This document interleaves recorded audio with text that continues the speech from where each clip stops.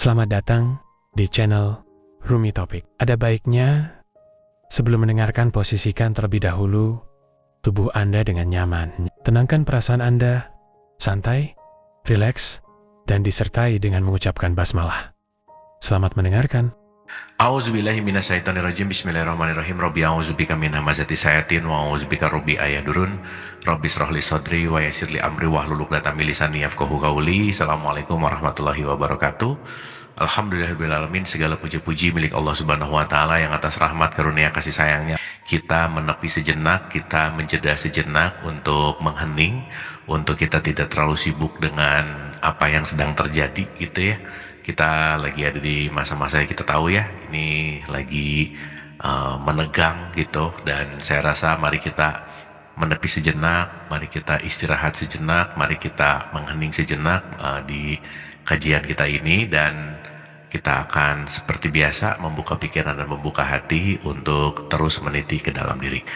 Baik Ibu dan Bapak, Ibu-ibu guru dan semua yang hadir, yang kita belajar bareng seperti biasa ya, kita menghening dulu, kita santai lagi gitu. Sebelum kita mulai ada baiknya kita relax sebentar. Mari kita menghadirkan diri kita utuh di sini saat ini untuk bisa lebih tenang dan relax ya. Karena sekali lagi ketenangan itu adalah hak prerogatif diri sebetulnya. Damaian juga adalah hak prerogatif diri gitu, bahwa nanti hari ini kita akan membahas mana hidup dan mana situasi hidup gitu ya, yang kadang-kadang kita mengaitkan antara hidup dan situasi hidup ini nggak clear atau nggak jelas, dan kita bisa jadi lebih banyak terjebak dalam situasi hidup tapi lupa bahwa kita ini adalah sang hidup itu sendiri gitu. Nah jadi siang hari ini mari kita sejenak santai dan rileks, hening dulu sebelum kita mulai. Al-Hadiniyah, Al-Fatihah.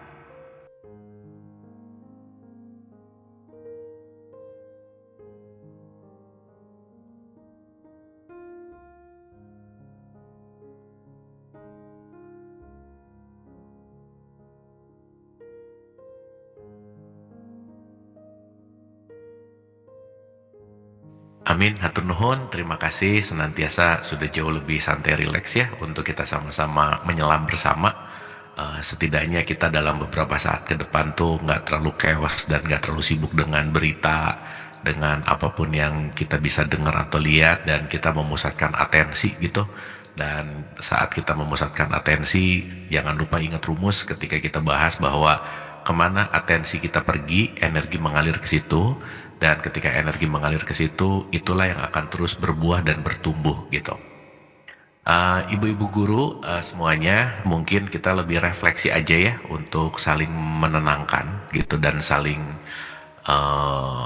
menguatkan sih sebetulnya di area-area atau wilayah-wilayah yang sedang terjadi kekacauan gitu. Dan kemarin saya bilang nih vibes-nya tuh mirip-mirip vibes pandemi gitu ya, kayak mencekam gitu. Dan ya semoga ya apa yang tadi disampaikan Ibu Abmi juga ini ya kita berlaru ya, dan rumusnya juga jangan lupa bahwa tar juga lewat memang, dan di saat kita mau melewati dan melampaui, kita juga jangan menyia-nyiakan untuk mengambil pelajaran dari kejadian ini gitu. Jadi teman-teman Ibu dan Bapak semua, yuk kita terus belajar lagi, yuk kita terus belajar fokus lagi, dan setidaknya beberapa saat ini adalah istirahat kita gitu. Baik, saya mau membagi dulu begini teman-teman, Ibu dan Bapak, Ibu guru khususnya, dari pembahasan kita ya. Kita udah bahas panjang lebar tentang tentang mental model ya, kan kita lagi ada di sini kan bahasannya gitu. Cuman saya mau belok dulu sedikit bahwa segala bentuk apapun event atau kejadian itu datang dari semua yang dinamakan dengan mental model gitu. Jadi saya mau bagi dua dulu begini teman-teman. Satu tuh kita tuh ada hidup ya, dan yang kedua itu ada yang namanya situasi hidup gitu. Jadi kalau kita sebut dua ini adalah ada hidup dan aksesorisnya ada hidup, dan ini kita sebut drama aja ya gitu. Nah kadang kita lupa bahwa kalau kita bicara dalam konteks hidup ini kan sebetulnya kan kita nggak bisa lepas dari si drama hidup ini gitu. Sehingga apa yang terjadi sekarang ini kan sebetulnya ya kita mau kita mau hadir di mana? Kita mau hadir di hidup atau kita mau terpenjara dalam dramanya? Ya, wah kita dibombardir dengan semua informasi dari semua apa yang kita dengar, kita lihat. Wah ya, akhir-akhir ini mungkin panca indera kita dibombardir dengan vibes yang nggak biasa gitu ya. Kita melihat vibes yang menakutkan, mencekam, dan pasti di situ ada ketakutan. Jadi gimana sih menghadapi ketakutan ini kan yang jadi pertanyaan gitu. Gimana sih kita tetap stay atau tetap waras lah dalam tanda petik dalam kekeosan ini atau kekisruhan ini gitu. Dan kata kuncinya di mana ya? Di diri sendiri gitu. Ya.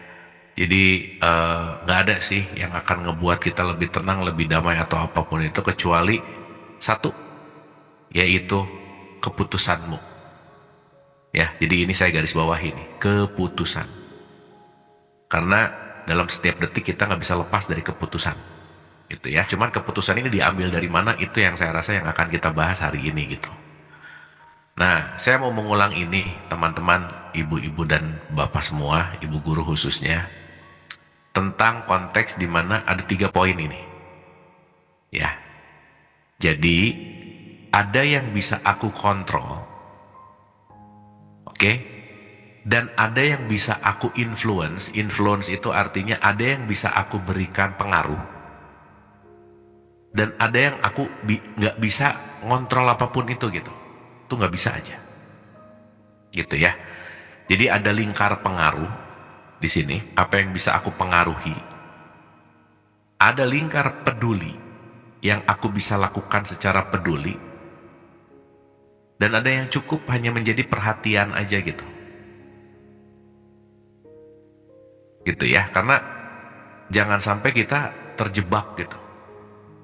Duh, di situasi gini nih jadi kayak nggak ngapa-ngapain ya, jadi kayak nggak ngebantu apa dan lain-lain gitu. Yang jangan-jangan nanti ngebantu pun ya ternyata bukan expertise atau kebisaan kita gitu misalnya. Ya intinya kita perlu ajak gitu ya untuk menentukan sesuatu tuh ya jangan sampai ikut-ikutan lah intinya. Makanya nanti kata kuncinya begini. Waras itu hadir ketika takutnya tuh nggak ada gitu. Jadi ingat-ingat rumusnya gini. Kalau takut nyala, waras mati. Kalau benci nyala, waras mati. Marah nyala, kita lagi marah tuh lagi nggak mikir, gitu. Sehingga situasi-situasi yang membuat kita takut ini akan membuat nalar atau waras kita tuh sedikit shutdown. Jadi panik, halu gitu misalnya. Tuh ya, jadi serba ketakutan lah gitu intinya.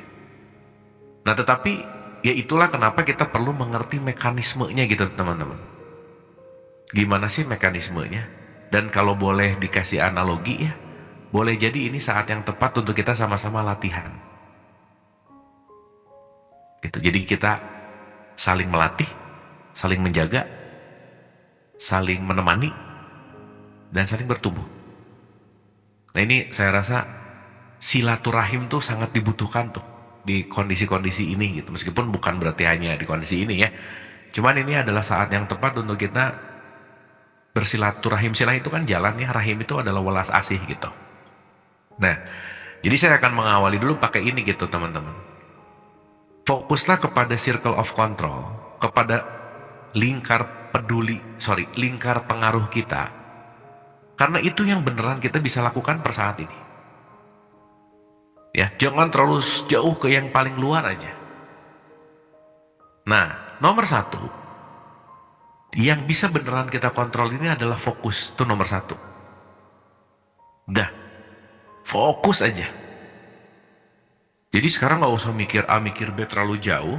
Tapi saat kita mulai mengatur fokus kita, ingat, kemana fokus kita pergi, energi akan mengalir ke situ gitu. Saya kasih analogi gini ya. Jadi yang pertama itu, ingat ya, fokus nih. Kemana fokus kesadaran awareness kita pergi, energi mengalir ke situ gitu. Ya. Jadi misalkan begini. Kalau kita sekarang fokus pada ketakutan, maka energi ketakutannya akan diisi terus, maka dia akan tumbuh terus gitu. Teman-teman masih ingat ya, di dalam diri kita tuh banyak kamar, ada kamar takut, kamar cemas, kamar macam-macam gitu. Jadi kalau misalnya ini taman gitu ya, let's say ada taman, di sini ada jeruk, di sini ada semangka, di sini ada tomat, di sini ada pisang. Mana area yang sering dikasih air, dia yang akan tumbuh. Nah, pemberian area air itulah yang disebut fokus kita, dan di situ kita akan memberikan banyak makanan untuk area-area emosi dalam diri kita gitu. Jelas ya teman-teman ya? Jadi ingat rumusnya, kemana awareness pergi, energi mengalir ke situ. Kemana fokusmu pergi, kita lagi ngasih asupan makanan ke situ.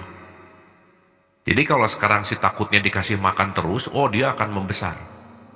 Membesar dan membesar lagi gitu. Ya, makanya kalau takut dikasih fokus terus, dikasih aliran energi terus, kita akan tegang terus gitu. Nah, sekarang pertanyaannya adalah, aku mau memberikan makanan takutku dan aku mau memberikan makanan tenangku, itu tergantung kita. Ya, jadi sekarang mau di mana nih? Mau ke arah takut atau mau ke arah tenang? Itu murni keputusanku. Nah, kebanyakan orang keputusannya itu tergantung dari situasi kekinian, situasi hidupnya. Jadi, situasi memengaruhi keputusan, keputusan memengaruhi bagaimana kita memilih dalam keadaan takut. Dan ini rata-rata kebiasaan. Makanya kalau situasi lebih besar dari aku dikuasai oleh situasi. Nah, jadi teman-teman, bahasa gampangnya, mari lebih besar dari situasi yang terjadi. Jadi istilahnya, aku lebih besar dari situasi, maka aku yang mengontrol keputusanku, bukan situasi yang mengontrol keputusanku. Karena kalau situasi yang mengontrol keputusanku, ya udah. Begitu kita ngelihat A, ngelihat B, ngelihat C, otomatis fokus kita langsung ke takut nih. Otomatis nih rata-rata, 98%. Dan ketika kita menciptakan lingkungan yang ketakutan, udah, itu akan menjadi ketakutan yang kolektif. Dan ketakutan yang kolektif itu terjadi karena kenapa? Ya semua orang di situ tanpa sadar ada di wilayah ketakutan gitu. Jadi teman-teman, PR kita bersama sekarang ini sebenarnya kebersamaan sih. Yuk kita bersama melampaui ketakutan kolektif. Karena kalau kebersamaan untuk melampaui ketakutan kolektif itu terjadi, kita akan sama-sama memindahkan dari fase takut menuju fase tegang menuju kepada tenang. Ya, jadi nomor 1, ini kita bicara tentang fokus nih. Nah, yang menarik, situasi ini yang memengaruhi kita. Nah, ingat ya teman-teman, saya mau mengulang-ulang lagi nih. Ya, saya ulang-ulang, punten ya, jangan bosan ya, karena nanti kita latih habis ini pelan-pelan. Contoh nih, ini tubuhku, dimana akan terikat dengan segitiga manas yang namanya emosi, perasaan, dan pikiran. Oke, jadi ini satu whole package aja. Kalau lebih dalam lagi, inilah kita masuk kepada konteks yang namanya kesadaran. Jadi kalau pikiran, perasaan, emosi yang sering kita sebut ego menguasai, maka kesadaran nggak aktif nih. Gitu ya. Jadi kalau egonya on, kesadaran off. Kesadarannya on, ego dikontrol oleh kesadaran. Nah, pikiran, perasaan, emosi banyak dipengaruhi oleh apa? Situasi. Oke? Jadi situasi akan memengaruhi pikiran, perasaan, emosi. Pikiran, perasaan, emosi akan memengaruhi keputusan. Nah, kalau tidak melanjutkan perjalanan dari ego menuju kesadaran, kita akan muter-muter di wilayah ego terus gitu. Nah, nanti kita ngerti, ego ini sering kita sebut sebagai yang namanya identitas palsu. Kehaluan tuh ada di sini nanti. Ketakutan, kecemasan tuh ada di ego nanti. Gitu ya. Sehingga karena ego adalah identitas semu, itu harus dikasih makan dari luar terus. Gitu. Sehingga si ego ini tuh, wah, dia tuh sangat perlu yang namanya validasi gitu, teman-teman. Ingat ya, saat kita mengaitkan diri kepada identitas, kita lupa bahwa identitas ini bukan aku gitu. Paham ya? Aku bisa punya nama, tapi nama bukan aku. Aku bisa memiliki nama, tapi nama bukan aku. Nah, sehingga kesadaran ini sebenarnya inilah yang disebut fitrah atau yang disebut diri sejati kan. Fitrah aja kita sebut. Jadi untuk menuju kepada fitrah atau ilaihi rojiun kalau dalam perspektif pendekatan Islam, mari kita lampaui ego gitu. Si identitas palsu. Ya. Dan nanti kita akan ngerti sih. Semua rasa takut atau semua rasa cemas ujung-ujungnya kalau dalam beberapa penelitian itu kata kuncinya adalah kita semua ketakutan akan mati sebenarnya. Jadi ujung-ujungnya ke situ aja. Jadi rasa takut mati itu ada, akhirnya menimbulkan ketakutan nggak memiliki lagi, ketakutan apa? Ujung-ujungnya kita ini semua takut mati. Ujung-ujung. Nah, yang menarik saat kita nggak ngerti mekanismenya seperti apa, nah kita akan terjebak terus ke sini gitu, teman-teman. Karena jangan lupa ya, kita ini dari kecil dibombardir tentang narasi kematian itu menakutkan sekali gitu. Padahal mati itu kalau dalam perspektif ini, saat kita tidak hadir utuh di sini saat ini, kita lagi mati sebenarnya. Saat kita lagi tidak ada di sini sekarang saat ini, baik di masa depan dan di masa lalu, kita lagi nggak ada sih sebenarnya. Makanya jangan diartikan kematian yang menakutkan itu, enggak. Kematian adalah absennya aku dari sekarang. Kenapa? Karena saat aku absen dari detik ini, maka aku bisa terjebak dengan masa lalu dan masa depan. Saat terjebak dengan masa lalu dan masa depan, sesungguhnya itulah yang disebut dengan yang namanya kematian. Ngomong-ngomong, teman-teman, jangan lupa ya, kita nggak bisa absen dari hidup, nggak bisa. Itulah hidup perlu untuk dilampaui di situ gitu. Ya, nah jadi sekarang kita sadari dulu bahwa mari merubah perspektif mati ini penting banget sih, perlu lah gitu. Jadi kalau gitu, mati dan hidup itu bukan urusan yang kita takuti, yang kita dapat narasi itu bukan. Saat aku hadir di sini saat ini, berarti aku menguasai, ego tidak menguasai. Itulah hidup gitu. Saat sebaliknya, berarti aku lagi dikontrol oleh situasi, ketakutan di luar. Saat itulah aku lagi mati sebetulnya. Jelas ya? Supaya kita sedikit berdamai lah dengan kata-kata ini gitu. Nah, sekarang kita runtut nih teman-teman, supaya disadari ya. Identifikasi ego yang paling umum kita mengidentifikasikan dengan ilusi-ilusi kepalsuan diri, itu nomor satu adalah kepemilikan. Karena kepemilikan dianggap aku, maka kepemilikannya hilang, dianggap bahwa akunya hilang. Ini biasanya berkaitan dengan barang dan harta. Jadi orang melekat kepada barang dan hartanya, kenapa? Karena ketika barang dan hartanya nggak ada, nanti cenderung akan mendekatkan pada mati itu ujung-ujungnya. Nanti kalau nggak makan mati, nggak punya itu mati. Pokoknya ujung-ujungnya di bawah ketakutan semua manusia, rata-rata adalah ketakutan terhadap kematian ini gitu. Makanya orang kadang kalap untuk melekat kepada kepemilikan, ujungnya apa? Takut mati. Kata kuncinya dia bertahan hidup, namanya survival. Jadi nanti kita sadari ya teman-teman ibu dan bapak, apapun yang kita lakukan, intisarinya adalah aku pengen bertahan hidup. Gitu. Tapi yang lucu pengen bertahan hidup, tapi tidak menghargai hidup gitu. Itu menarik sih. Gitu ya.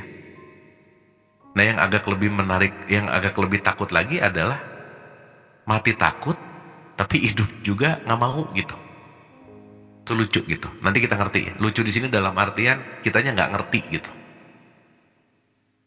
Oke, jadi orang sangat takut lepas dari kepemilikannya. Udah ketakutan aja. Kenapa urusannya mati? Yang nomor dua, sangat takut hilang pekerjaan dan karir. Ini identitas juga nih. Yang ketiga, sangat takut banget hilang status sosial dan pengakuan. Nah, karena nanti status sosial memengaruhi aku dipengaruhi dengan status sosial yang lebih tinggi akan memengaruhi kemudahan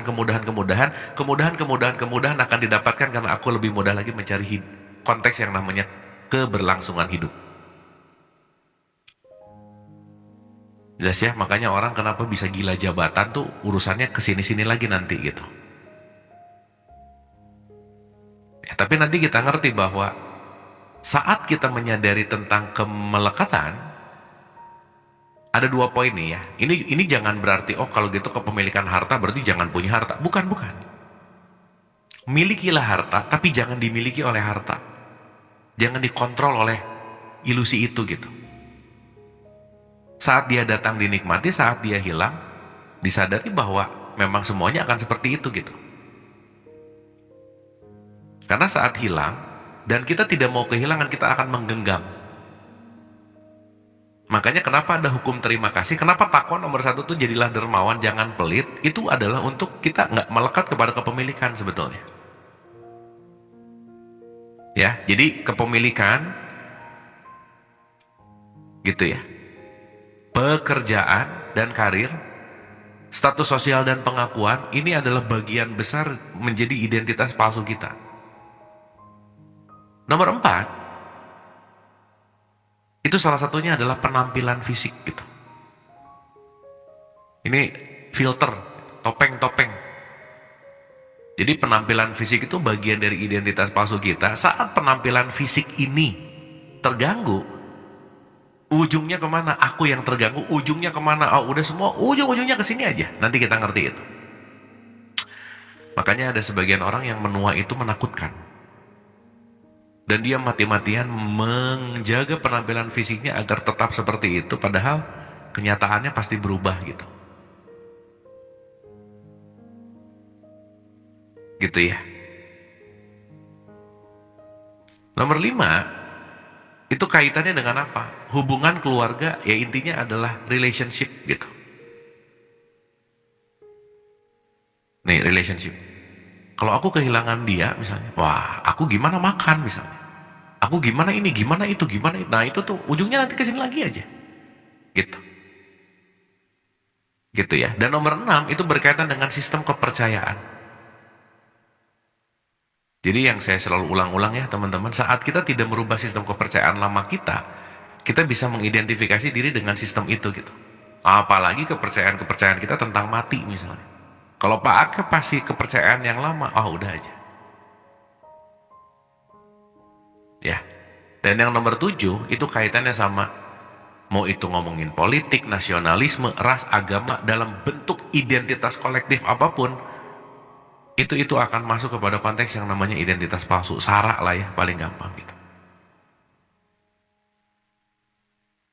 Jadi teman-teman, saat kita menyadari 1-7 ini, inilah yang disebut dengan yang namanya drama hidup. Bukan diri yang sejati gitu. Karena itu yang melekat kepada si diri yang sejati itu tadi. Jadi saat kita menggenggam ini semuanya, lupa bahwa ini sebetulnya bukan aku gitu. Itu adalah bagian dari bagaimana si ego menggenggam ini semua. Padahal kalau nanti kita ngerti bahwa aku adalah sang kesadaran, ini aku yang sejati, ya sebenarnya sang kesadaran itu kan nggak ada ya. Dia tuh fiha abada gitu sebenarnya. Tapi kalau kita cuma punya kesadaran, ya kita nggak bisa menikmati makanan, nggak bisa menikmati minuman, nggak bisa menikmati semuanya, nggak bisa. Maka ketakutan kehilangan tubuh fisik itu adalah ketakutan yang, ya maaf ya, ketakutan mati gitu. Karena saat nggak ada tubuh fisik lagi, kesadaran nggak bisa menikmati semuanya. Makanya yang sering kita bahas ya teman-teman, orang sebenarnya takut mati bukan mati-matinya aja sih, tapi dia takut meninggalkan dan melepaskan semua yang dia sudah kumpulkan seumur hidupnya gitu. Karena kemelekatan-kemelekatan ini menjadi beban dalam tanda petik. Beban. Makanya menarik ya. Memiliki, tapi bisa membebani gitu. Nah sekarang pertanyaannya, yang kita miliki membebani atau tidak gitu. Nah saat yang kita miliki sekarang membebani, boleh jadi itulah yang disebut kalau kita pakai bahasa ya, mempertuhan selain Allah gitu. Menuhankan kepemilikan, menuhankan karir, pekerjaan, menuhankan ini nih yang 7 dituhanin aja udah.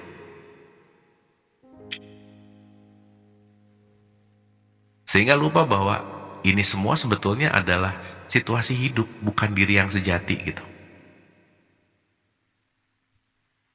Jelas ya teman-teman ya, ini kita perlu sadari dulu supaya kita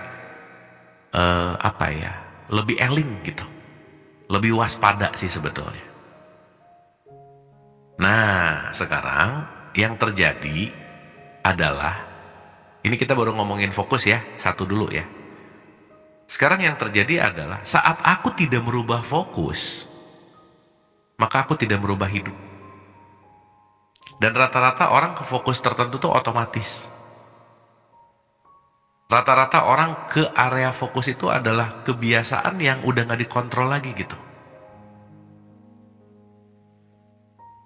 Jadi maaf ya, kalau kita tidak merubah kebiasaan untuk lepas dari ruangan-ruangan yang namanya ketegangan, maka kita gak bisa mengontrol apapun itu. Jadi situasi akan selalu lebih besar dari diri kita. Dan kita berusaha terus merubah situasi, tapi tidak mengindahkan, tidak memperbaiki respon terhadap situasi gitu. Ya, itu satu ya teman-teman ya, pelan-pelan ya, kita agak panjang, tapi yang penting saat mekanismenya mulai kita ngerti, at least kita akan mulai bisa menerima seapa adanya sih. Kalau teman-teman saat ini sekarang lagi mulai memikirkan, lagi mulai merenungi, lagi mulai berkontemplasi, kita lagi pindah loh. Lagi pindah dari kamar takut ke kamar kontemplasi sekarang. Gitu. Makanya pancingan-pancingan belajar ini memang perlu sih, memang dibutuhkan gitu. Karena mau nggak mau, ini kita lagi diajak untuk berkontemplasi kan. At least pelan-pelan lah ya, kalau boleh pakai garis putus-putus, pelan-pelan dari takut, khawatir, cemas, pindah dulu ke sini nih sekarang. Kita semua sekarang yang lagi belajar bareng ini, lagi rame-rame keluar dari kamar takutnya gitu. Dan padahal tanpa disadari kamar takut itu nggak ada kuncinya sebenarnya. Cuman kita merelakan diri terkunci karena kenapa? Gak ada power untuk keluar. Nah itulah perlunya kebersamaan teman-teman. Meskipun ya ini mungkin dari tadi dengerin saya ngomong gitu, memperhatikan, ada balik lagi ke takut lah, ke khawatir, ke cemas. Oke, pasti ada. Tapi at least kita lagi kesini sebentar gitu. Dan bareng-bareng. Karena bareng-bareng itu energinya lebih besar. Gitu ya. Ini saya pinjam dari Hawkins misalkan. Teman-teman gini, kenapa jamaah itu dampaknya jauh lebih top? Jadi misalkan nih ya, kan kita tahu ya kalau di levelnya Hawkins nih, ada merasa diri tidak berharga, ada mau menyalahkan eksternal, rasa bersalah, apatis, pesuah. Ini pokoknya yang merah-merah ini tuh adalah, udah deh, kita lagi ngasih makan drama hidup gitu. Misalnya yang datang ada 100 orang gitu misalnya. Kalau kita lagi bareng-bareng belajar gini teman-teman. Di sini misalnya di level ada yang level 20, 30, 50, ada yang level 75, ada yang level 100. Pokoknya misal, oh ya kita pakai ini ya. Supaya warnanya enak. Merah nih. Misalnya banyak yang warna merahnya nih gitu. Ini lagi kumpul nih sekarang kita banyak warna merahnya. Berarti karena warna merah itu kira-kira di level 20, 30 sampai 175 lah. Kira-kira banyak di level ini aja. Sekarang kan ya dilihat di media sosial tuh marah lah, menghina lah, hasrat. Wah, ini lagi chaos-chaosnya gitu. Kalau kita ngomongin media sosial. Tapi teman-teman, saat kita sekarang belajar barengan gini, ada satu aja orang di level cinta, bahagia, damai. Satu aja. Itu dia bisa menjadi jumper untuk sekitarnya. Bisa memengaruhi gitu. Makanya kalau ngeh ya teman-teman, saat kita berkumpul di ruangan-ruangan meskipun ini virtual, tapi di dalam isinya orang-orangnya banyak, nggak terlalu banyak di level yang di gini nih, di merah gitu, kita bisa merasa nyaman loh. Ketidak saling kenalan secara identitas, tapi energi kita tuh saling mengenal loh. Jadi kumpul-kumpul dengan vibrasi-vibrasi atau tingkat emosi yang tinggi tuh di saat-saat ini tuh sangat dibutuhkan. Community-community yang saling membantu, menjaga di level-level kuning dan hijau ini, aduh ini sangat dibutuhkan sekali gitu. Kenapa? Karena saat orang-orang di level 20 masuk ke ruangan itu, dia akan terobati dan terjamper. Jumper tuh gimana ya? Kebawa lah ya. Jadi ini kalau kita menciptakan vibes ini adalah vibes yang at least di atas 200 ke atas, ini saling mempengaruhi loh. Gitu. Sip ya, karena kita akan berbicara tentang kolektif gitu.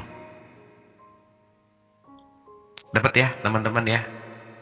Nah jadi sekali lagi di tingkat awal ini, apa yang bisa kita kontrol adalah fokus. Nih saya kasih analogi sederhana lagi ya, supaya teman-teman bisa lebih membedakan mana sih lingkar pengaruh dan mana sih lingkar peduli dan perhatian. Contoh,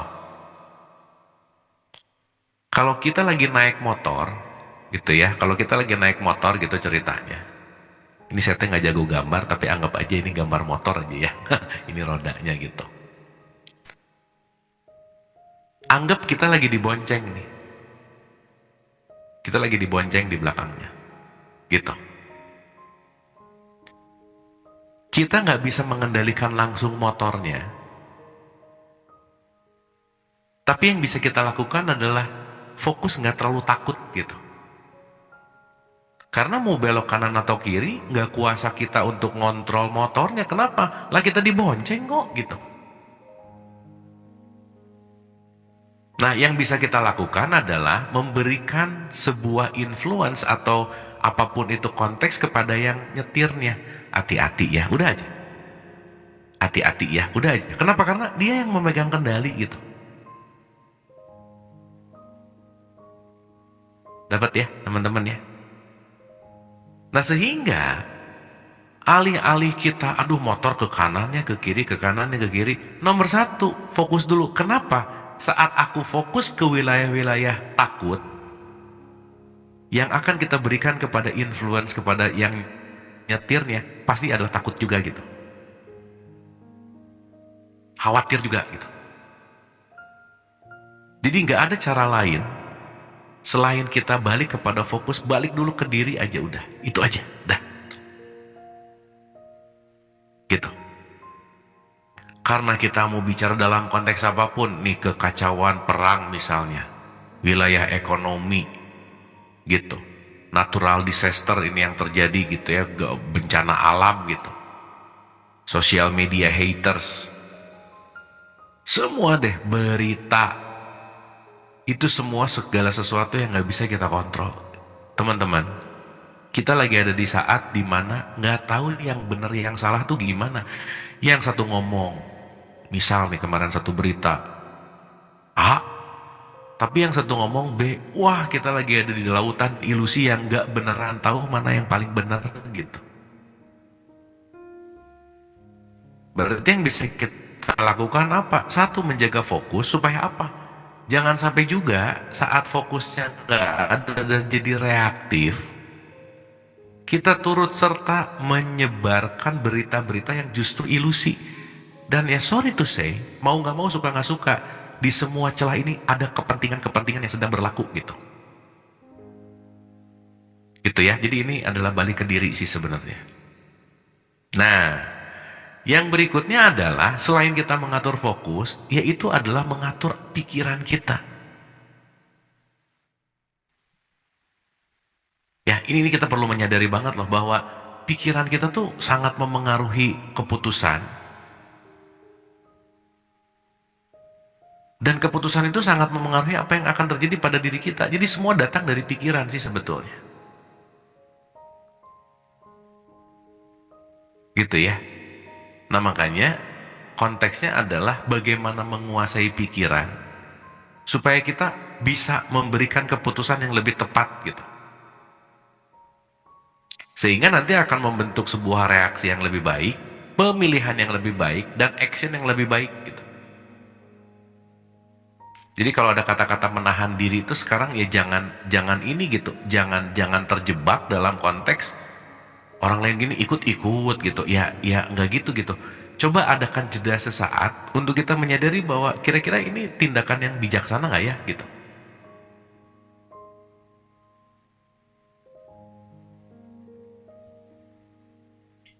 Ya coba itu dirasain. Karena kalau kita terjebak dengan pikiran,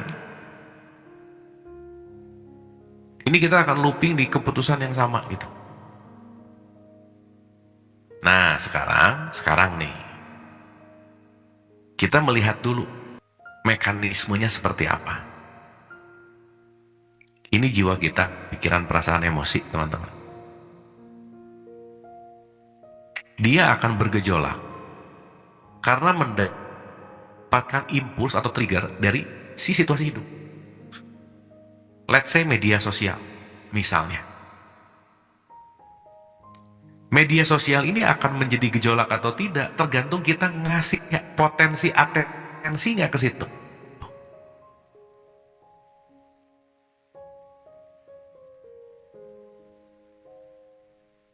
Berita yang tidak kita berikan respon atensi, maka beritanya akan dalam tanda petik net. Artinya, aku mau memberikan energi nggak pada berita itu? Mau memberikan potensi dia hidup atau enggak gitu. Jadi istilah kata, berita seburuk apapun kalau atensi kita nggak ke situ, mati.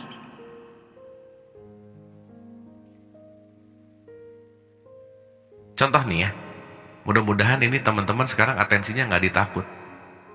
Pertanyaannya saat atensinya ada di kamar kontemplasi dan belajar, kita lagi meninggalkan kamar takut. Takut bukan berarti nggak ada, tapi aku tidak berikan atensi. Makanya ya teman-teman, masalah itu ada kalau dipikirin. Kalau nggak dipikirin, dia ketutup. Tapi kalau tidak diselesaikan, dia akan muncul lebih kuat di satu waktu gitu. Makanya penyelesaian itu perlu ya gitu.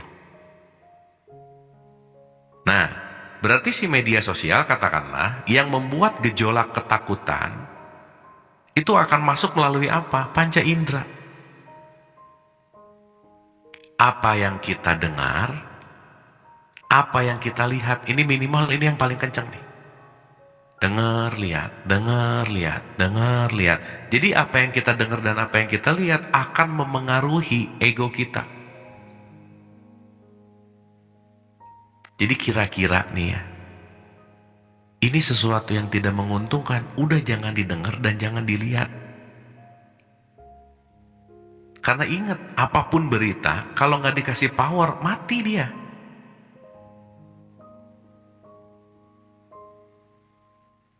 Nah, dengar dan lihat ini akan sangat memengaruhi apa? Emosi, perasaan, pikiran. Dan ini semua akan ada kaitannya dengan apa ya, komunikasi antara tubuh dengan mental gitu. Teman-teman jangan lupa ya, tubuh kita ini dia nggak ngerti bahasa tubuh kita dia tidak mengerti bahasa Indonesia gitu. Jadi kita mau ngomong wah tubuh tenang, tenang, tenang, tenang, tenang, tenang, tapi perasaannya takut, tubuh hanya akan merespon ketakutanmu, bukan ucapanmu. Jadi alih-alih ucapan yang diulang-ulang bagus sih, tapi yang penting adalah bagaimana aku menguasai perasaan dan pikiran. Karena kenapa? Ini memengaruhi emosi, dan emosi ini adalah jembatan dari pikiran untuk ngobrol sama tubuh gitu. Jadi teman-teman, tubuh kita tuh interkoneksi loh, dia ngobrol setiap part. Jadi badan kita ngobrol sama emosi, emosi kita ngobrol sama pikiran, pikiran kita ngobrol sama perasaan. Oh ini tiap detik tuh nggak ada yang diem gitu.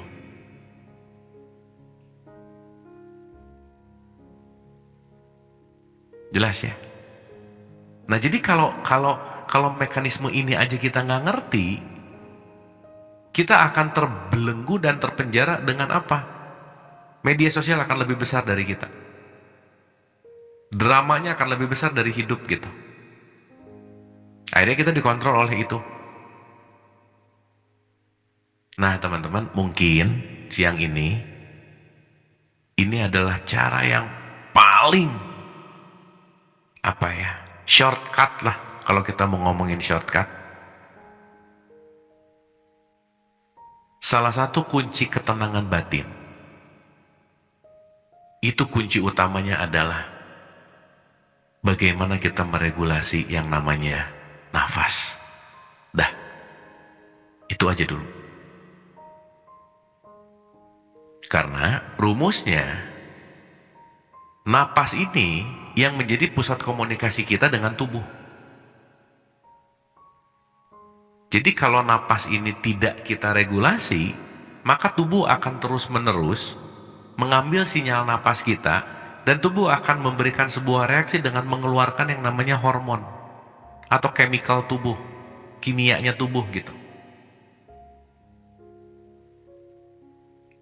Jelas ya? Maka saat kita mulai aware, saat kita mulai sangat sadar ini lumayan akan memengaruhi semua sistem tubuh kita, teman-teman. Sangat memengaruhi. Nah jadi dari cerita panjang lebar ini teman-teman, di situasi genting ini, mari mulai sedikit belajar tentang sadar napas gitu. Contoh. Saking mungkin si nafas ini kan selalu ada sih ya. Dia selalu memberikan kehidupan ke kita gitu. Jadi kita kadang-kadang nggak terlalu peduli sama nafas. Kenapa? Udahlah, orang otomatis ada kok gitu. Sampai biasanya kalau nafasnya udah mulai terganggu, nah mulai tuh. Nafas akan mahal saat itu terganggu. Gitu ya. Padahal kalau mau pakai bahasa anugerah, rezeki ya, dia bandingin sama tadi tuh. Yang paling besar dalam hidup tuh ngomong-ngomong kan nafas ya. Mau punya mobil kayak, rumah kayak, nggak punya nafas, selesai sih sebenarnya. Dan banyak orang lupa bahwa ini tuh rezeki gitu. Anugerah.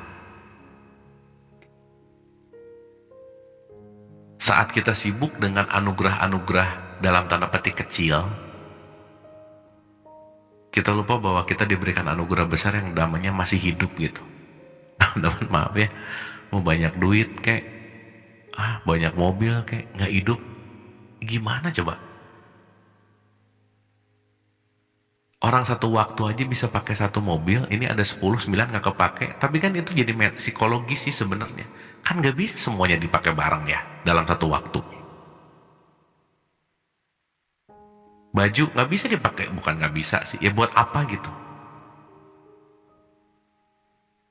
Tapi karena kekhawatiran masa depan tadi dengan masa lalu tadi, ini ingat ya, orang yang mati adalah orang yang lagi ada di masa depan, dia mati. Dan orang yang mati adalah ketika dia ada di masa lalu, dia mati.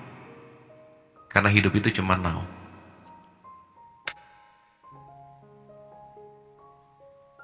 Jadi bahasa gampangnya, orang yang mati adalah orang yang tidak sadar hidup. Berarti nggak sadar sama napasnya gitu. Nah, ini kita bagi dua nih teman-teman. Ada nafas yang pendek plus cepat. Dan ada nafas yang panjang plus lambat. Kalau kita pengen kabur dari situasi hidup, gunakan nafas yang ini nih. Karena saat pendek dan cepat, udah pasti akan sulit mendapatkan yang namanya tenang. Bahasa Qur'annya tuh mutmainah. Makanya situasi-situasi emosi-emosi negatif itu biasanya membentuk kita dengan nafas yang pendek dan cepat gitu. Makanya semakin panjang dan lambat ini semakin mindful, semakin slow gitu. Karena begitu semakin slow motion, itu semakin keputusannya lebih hati-hati, langkah-langkahnya lebih tepat. Jadi semakin slow, semakin aku menguasai hidup gitu. Slow di sini bukan berarti lelet, beda loh ya. Mindful dan lelet dua hal yang berbeda. Orang bisa kelihatan gesit, kesana kesini, tapi dianya tidak mengapa-ngapa, relax gitu. Jadi kalau saya sering sebut santai relax, itu bukan gak ngapa-ngapain, tapi tidak mengapa-ngapa. Artinya orang yang tidak mengapa-ngapa, dia 100% hadir di kekinian. Kalau lagi ngerjain ini 100% hadir di situ, full potensial. Nah, jadi nanti ini saya sebut dengan bahasa yang namanya fokus, balik lagi ke cerita yang awal tadi. Karena kalau kita ngomongin berhasil ya, keberhasilan itu titik utamanya salah satu titik utamanya adalah fokus. Anyway. Nah, jadi teman-teman, kalau kita lagi ada di wilayah merah dan atau kuning lah ya, di bawah lah ini area sini, ini pasti si nafas tuh pendek dan cepat. Perhatiin deh kalau orang marah tuh nggak ada yang rileks nafasnya, pasti nah gitu. Nah, saat si nafas itu semakin cepat, ya ini rumusnya nih. Saat nafas semakin cepat berarti oksigen ke otak tuh semakin tidak dalam artian stabil. Jadi yang keluar saat nafas ini cepat, kita lagi ada di posisi yang namanya fight or flight. Kalau nggak dilawan fight atau nggak kabur, tergantung. Kalau yang di depannya lebih gede, mending kabur aja tuh, langkah 1000 gitu ya. Tapi kalau lebih kuat, lawan. Urusannya cuma pokoknya kalau nggak berantem, fight, kabur. Berantem, kabur, berantem, kabur, berantem, kabur. Dan ini pasti nggak tenang gitu. Pasti aja. Makanya di wilayah nafas yang cepat dalam fight or flight, itu darah ya nih, kalau ngomongin darah atau kekuatan lah, setidaknya dia akan sangat mengalir deras ke tangan dan ke kaki. Maka jangan heran kalau fight or flight itu terjadi. Kalau nggak pengen mukul ya kabur. Berarti maaf ya, otak lagi nggak dipakai nih di sini. Hantem aja dulu pokoknya. Ya orang atensi nggak ada di otak, nggak ada di pikiran, nggak ada di nalar kok. Pokoknya urusannya kalau nggak mukul kabur, that's it.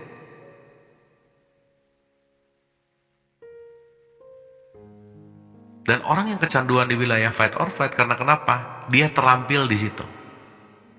Makanya teman-teman, ini perlu yang namanya keterampilan atau latihan, tuh nggak bisa kalau enggak. Nggak bisa aja udah.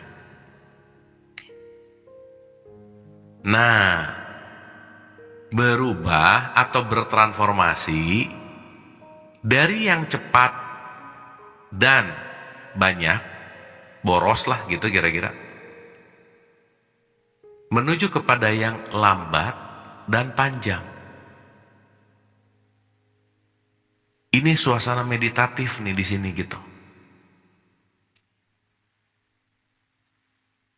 Ya, jadi kalau kita mulai menarik nafas lebih panjang dari sebelumnya, tahan,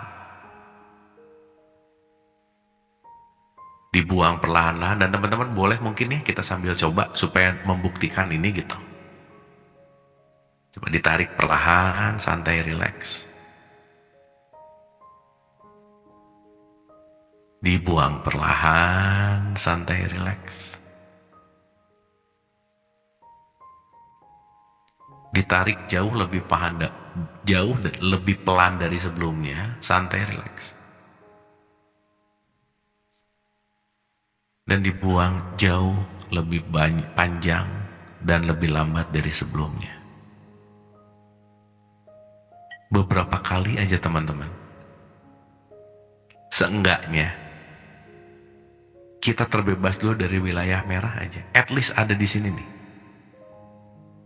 Kerasa nggak saat kita mulai nafasnya lebih tenang? Emosi lebih tenang pasti.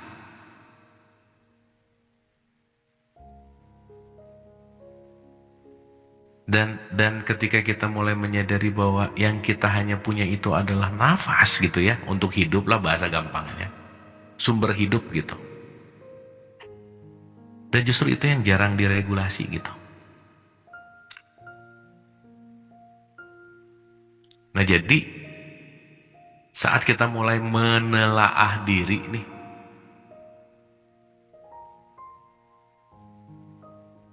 menelaah ke dalam gitu, sebetulnya kita lagi memperbaiki mekanisme sih sebenarnya. Dan ini nggak bisa diwakilkan gitu teman-teman. Ya nggak bisa diwakilkan. Jadi pertolongan pertama pada kecemasan P3K, balik kemana? Kembalilah ke nafas. Nah itu dulu aja. Shortcut, cara cepat lah gitu bahasanya. Tapi ya memang perlu dilatih sih. Nah sehingga saat kita mulai bisa lebih tenang gitu, emosinya lebih oke, di situ kita perlu mengambil keputusan. Jadi sebisa mungkin teman-teman, please jangan ngambil keputusan waktu kita ada di merah. Jangan aja.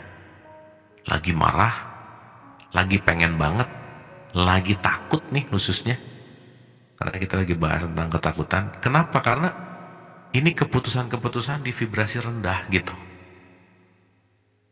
Nggak clear aja udah. Gitu ya. Nah jadi saat kita mulai ngerti diri, ngerti mekanisme kita gitu, ngerti perubahan, oh ternyata aku perlu banget nih untuk merubah di wilayah fight or flight gitu ya, ke wilayah yang tumbuh gitu intinya, yang lebih baik, waras aja ya bahasa gampangnya. Itu tergantung kita loh. Jadi teman-teman jangan lupa, mungkin kita sekarang nggak bisa ngapa-ngapain yang skala besar gitu misalnya, tapi sebisa mungkin kita punya lebih perhatian penuh kepada diri sih. Kadang kan ada yang nanya gitu ya, Kang gimana nih, ini kita harus ngapain, ikut turun kah atau gimana? Ya semua kembali terserah sih, tapi poinnya adalah mau kita melakukan apapun tapi kitanya tidak mengatur reaksi, nggak ngatur pilihan, ya semuanya tetap akan rugi sih sebetulnya. Makanya self control ini atau self awareness ini kunci dari semuanya sih teman-teman. Gitu ya. Nah jadi mudah-mudahan siang hari ini apapun kejadiannya, ini adalah istirahat sejenak untuk kita nggak terlalu chaos dengan media sosial, omongan orang, atau bahkan pikiran kita sendiri. Kita melekskan itu gitu. Jelas ya teman-teman ya. Nah, supaya bisa kerasa, saya mau ngulang-ulang nih. Yuk, mending kita praktekin. Santai aja, relax aja. Coba nafasnya lebih dinikmati gitu. Ditonton aja. Dan lebih sadar bahwa aku ternyata tidak membuat nafas loh. Nafas itu menarik loh. Mau kita sukarela bisa, mau nggak sukarela juga bisa. Sekarang mau dinafas-nafasin. Bisa. Tapi waktu lupa, lagi kerja, lagi ngapa-ngapain, dia sukarela loh. Dan dia yang terus-menerus mengurus kita. Mau gimana pun si nafas ini yang memberi hidup loh sama kita. Cuman kadang suka lupa aja gitu perannya nafas sama hidup gitu ya. Lupa. Kenapa? Oh, sibuk sama yang hilang, sibuk sama yang belum, sibuk sama omongan orang, tapi lupa bahwa sang hidup itu justru esensi utamanya ada di situ gitu. Gitu ya teman-teman ya. Nah, balik lagi. Sekarang kita kembali ke konteks di mana, sekali lagi ya, ulang ya. Satu, dunia luar yang disebut eksternal adalah yang disebut sebagai permainan dan senda gurau. Tahu yang kita sebut sebagai situasi hidup. Kita untuk membuat panca indera kita ini lebih dalam tanda petik, panca indera nih ya, tidak sibuk gitu, dalam tanda petik. Sehingga panca indera kita ini punya potensi mengejolakkan jiwa gitu. Nah, berarti eksternal nggak bisa dirubah, tapi yang bisa kita rubah hanya di sini. Bagaimana panca indera kita memaknai tentang dunia luarnya, itu yang penting, perlu. Nah, sekarang gimana caranya supaya gejolaknya ini semakin turun, semakin gini nih. Berarti peran panca inderanya memberikan stimulus-stimulus yang tidak membuat jiwa bergejolak, itu aja. Simpelnya di situ. Nah, jadi sekarang yang akan kita lakukan bersama-sama adalah panca indera itu pendengaran, penglihatan. Yuk, sesaat kita cuma dengar dan matanya boleh dipejamkan. Hanya utuh aja. Hadir istirahat sejenak dari kekhawatiran dan kecemasan. Mundur sebentar ke layar atau ke belakang layar.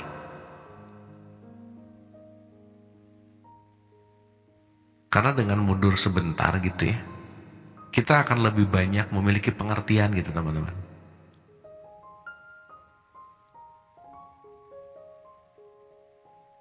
Karena nanti saat kita mengerti, kita akan bisa mengambil keputusan lebih baik gitu. Nah, mudah-mudahan mekanismenya ngerti. Nah, sekarang kita latihan sesaat sedikit ya, latihan dikit aja, supaya kita nafasnya jauh lebih panjang, lebih pelan. Dan saat nafas kita lebih panjang dan lebih pelan, kita lagi ngasih instruksi ke tubuh kita, kita lagi ngasih tahu tubuh, aku baik-baik aja kok. Beda loh ketika baik-baik, tapi nafasnya tubuh nggak ngedenger bahasa mulut gitu teman-teman. Tapi tubuh ngelihat salah satunya apa? Reaksi nafas gitu.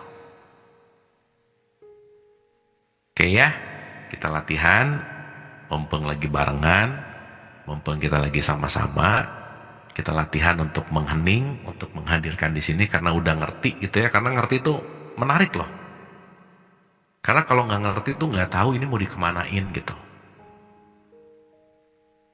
Ya, jadi apapun yang datang dari luar yang kita lihat, kita batasi dulu. Kita hanya fokus ke nafas untuk membuat nafas kita lebih lambat, lebih tidak cepat, tidak tergesa-gesa, untuk kitanya jadi lebih rileks gitu. Oke, pelan-pelan, santai dan rileks, matanya boleh dipejamkan. Rileks aja. Pejamkan ya. Lepas, lepas, lepas, lepas. Nah, sekarang nafasnya boleh jauh lebih ditariknya lebih dalam, santai dan rileks.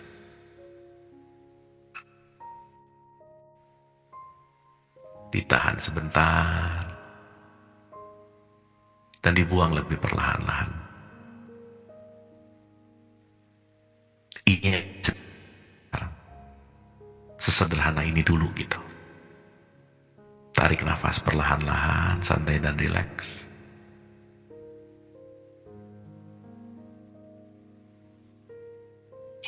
Dan dibuang lebih perlahan-lahan lagi. Lebih pelan, lebih pelan, lebih pelan.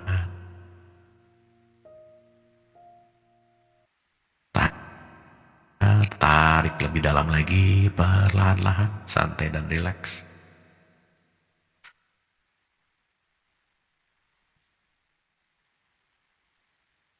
Dan sekarang, biarkan nafasnya berjalan alami, nggak usah dikontrol, nggak usah diatur-atur. Yuk kita cuma nonton nafas kita, nonton aja. Di situ nanti kita mulai ngerti bahwa ada bagianku yang menyaksikan aku bernafas. Coba fokus di situ, tonton aja. Nggak usah tergesa-gesa, kalau pikiran ada nggak usah login, nonton aja. Kita jadi penonton untuk apapun yang kita dengar, kita lihat dalam pikiran, jadilah penonton. Santai dan rileks, tidak tergesa-gesa, santai aja, rileks, hening, dan tenang.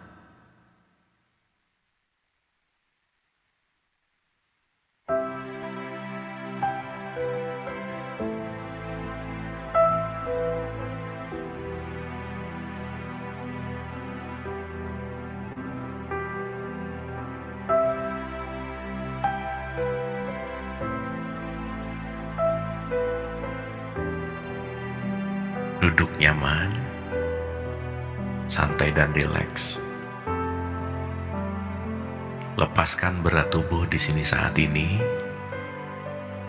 Biarkan tubuhnya tegak tapi tidak memaksa. Duduk nyaman dan rileks.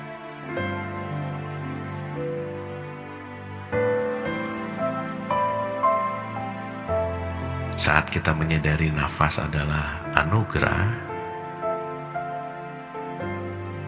boleh setiap tarikan nafas yang terjadi bersyukur, gembira. Dan saat tarikan nafas keluar dan saat nafasnya keluar setelah ditarik, tetap bersyukur dan gembira.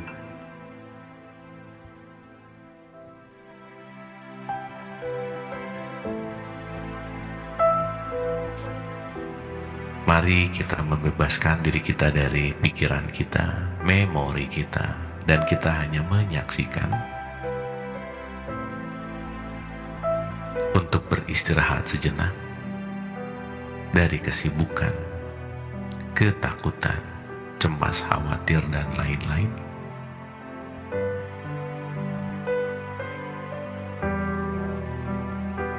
Santai aja. Yang dirasa lehernya masih tegang, rileks. Bahunya masih tegang, rileks. Izinkan untuk sesaat istirahat. Izinkan. Lepaskan dulu semuanya. Lepaskan. Dan badan-badan yang kaku, biarkan untuk rileks, santai.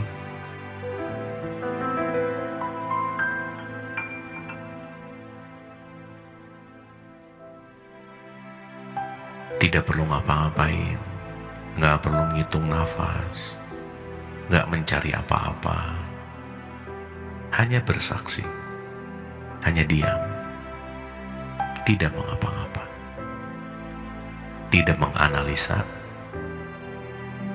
tidak menilai, tidak menuju kemana-mana, tidak mencari. Ingat, saat aku mencari, berarti sedang tidak ada. Gak usah dicari, maka ada.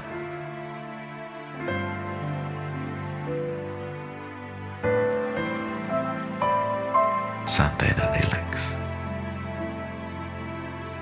Hadir utuh di sini saat ini. Dengan bersyukur, berterima kasih.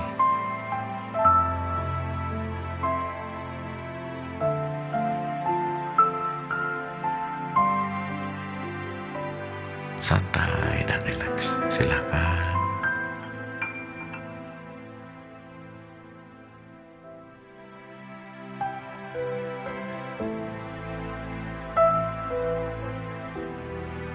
Rasakan lebih tenang. Dan cara termudah agar kita bisa lebih hadir utuh di sini saat ini, teman-teman, silahkan tersenyum manis lepas, senyum aja. Senyum, silahkan senyum, senyum, senyum. Dan rasakan saat senyum, hatinya lebih kebuka, besar, luas, lebih lepas.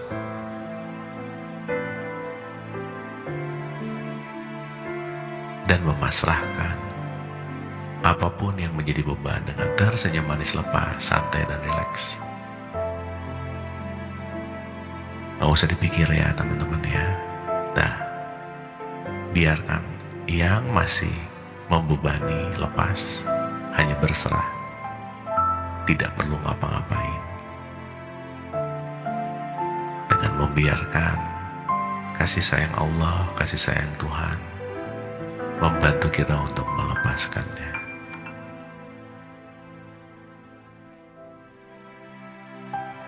Ayo lepas, satu-satu dilepas. Nah ya, lepas lagi. Lepas.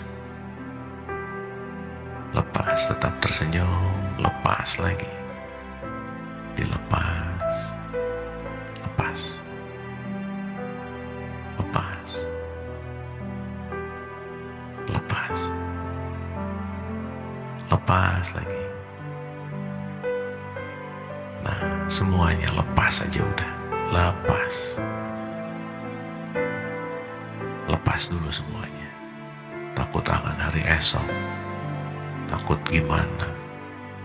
Nanti pekerjaan gimana.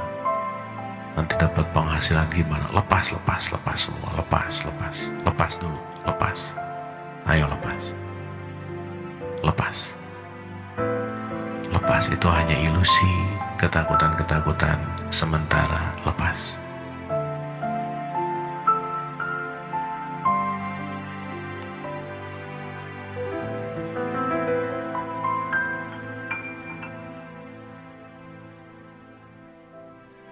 Tetap tersenyum ya, senyum aja. Apapun yang terjadi, senyum manis lepas. Karena saat tersenyum,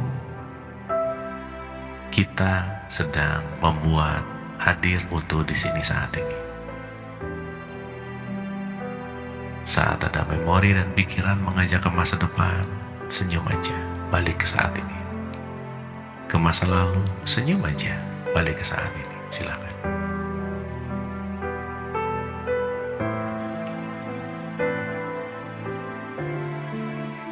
Santai dan rileks.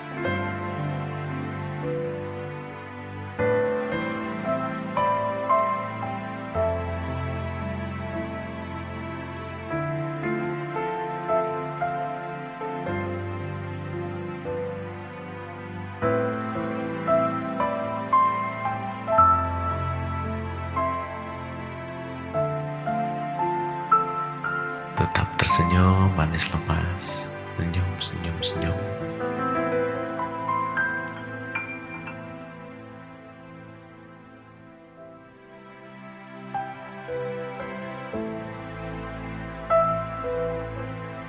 Wahai para jiwa, istirahatlah. Izinkan jiwanya untuk istirahat. Izinkan.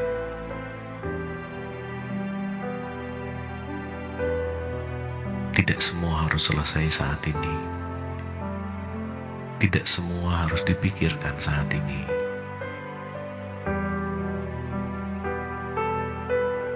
Tidak semua harus lebih cepat. Tidak semua dalam pengaturan. Dan mungkin sebaliknya.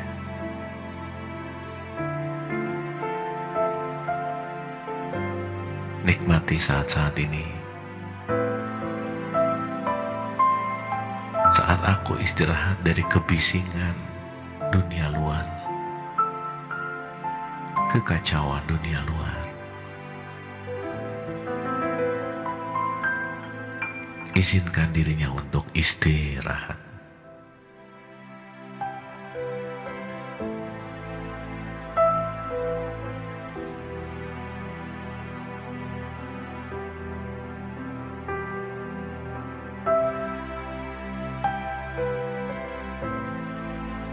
Istirahat yang penuh dengan kualitas. Tidak mengapa-ngapa. Untuk hadir utuh di sini saat ini.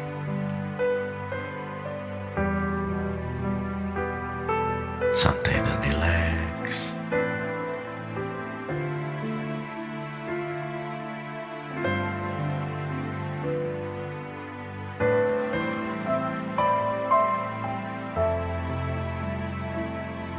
Santai dan rileks.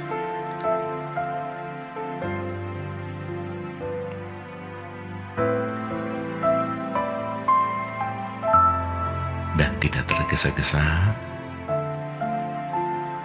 untuk membuka matanya, dan boleh kita mengusap wajah kita penuh dengan kasih, sayang, dan kelembutan, dan berterima kasih kepada tubuh, kepada bumi, dan kepada semua keberadaan. Terima kasih teman-teman semuanya. Semoga dengan kita latihan lebih mengerti gitu ya.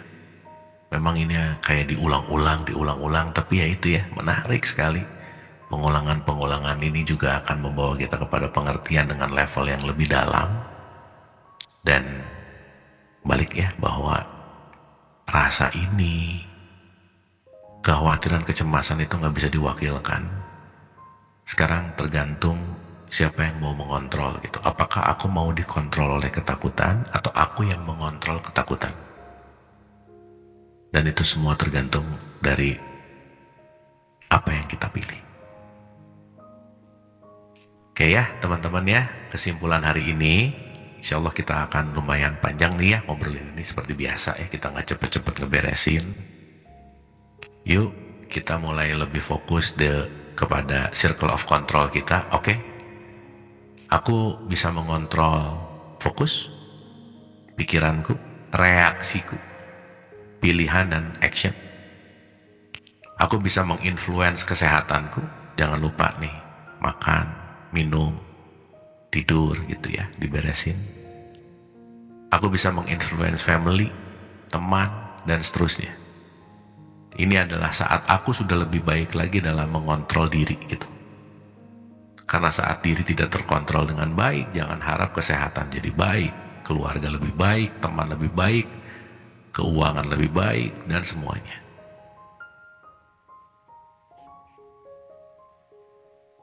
Oke ya, nah nanti kita akan bahas circle berikutnya lebih dalam lagi, untuk kita masuk ke level yang namanya perubahan. Dan kita rasa kita perlu berubah gitu. Ya, karena perubahan itu bukan given, bukan pemberian, tapi itu adalah sebuah usaha kita yang kita perlu lakukan. Kalau dalam tradisi Islam disebut yang namanya istiqomah gitu intinya. So teman-teman tetap waspada, tetap awake ya, tetap sadar gitu, tetap hadir utuh, dan tetap latihan. Nah, kebersamaan ini akan lebih memudahkan sih gitu ya. tetap menebarkan welas asih yang pasti, dan lebih fokus kepada apa yang kita bahas. Mari kita fokus kepada lingkar pengaruh kita masing-masing. Terima kasih teman-teman ibu dan bapak. Mudah-mudahan dapat sesuatu, dan yang paling pasti jangan lupa terus dilatih. Ada sesuatu mulai chaos, balikan nafas, dan mungkin ini saat yang tepat untuk kita bisa lebih koneksi atau connecting ke diri sejati kita. Mari kita ambil semua kesempatan apapun dalam paradoks baik buruk lah ya, tapi kita bisa mengambil kesempatan dan pembelajaran untuk lebih mengenal diri. Hatur nuhun, mohon maaf lahir dan batin, semoga bermanfaat, tetap semangat dan tetap berbagi welas asih, dan kita saling jaga, itu intinya. Terima kasih. Anda telah menonton video ini hingga di penghujung video. Semoga video ini bermanfaat untuk Anda, serta dapat menjadikan diri Anda lebih baik dari hari kemarin. Nantikan video kami selanjutnya. Terima kasih. Bismillah. Assalamualaikum warahmatullahi wabarakatuh. Bulannya telah menguasai hati. Apa kalau hakikatnya cinta ini adalah kita levelnya isinya para bahwa yang isinya antara kemana